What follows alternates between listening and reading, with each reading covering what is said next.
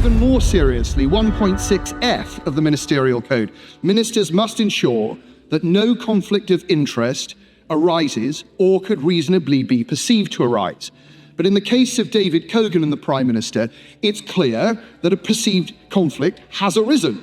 Mr. Cogan told Select Committee on the 7th of May that he donated money to the Prime Minister's leadership campaign before the Prime Minister appointed him as football regular. Surely, given the circumstances, full transparency is required.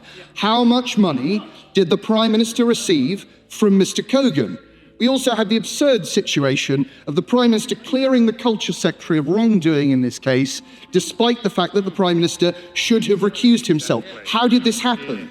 Over the weekend, the Prime Minister said that ministers know that if there's any issue, they must refer themselves to the independent advisor. Has the Prime Minister referred himself? If not, why not? Surely the House will see that this is pure hypocrisy otherwise.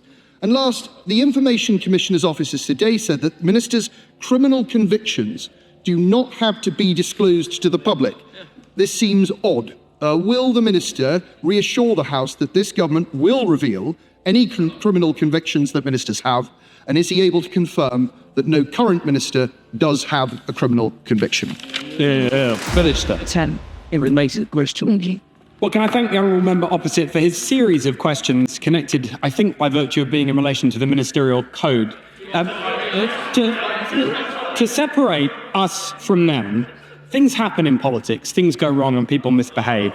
But the difference between us and them is that whenever something's come up, we have always followed processes and then acted. That's why the Prime Minister has strengthened the Ministerial Code and put public service at its heart, and he has strengthened the role of the independent advisor. And I notice that the honourable member opposite is not joined by the Foreign Secretary, the Shadow Foreign Secretary, who, when faced with bullying claims and having broken the Ministerial Code, the former Prime Minister, to whom he was a PPS, did not sack her. He made his independent advisor on standards quit instead. I notice he's also not joined by the Shadow Housing Secretary, who called a northeast town not that far from me I won't repeat the word. So we will not be taking lectures from the members opposite who were roundly rejected by the public for having corroded trust in politics.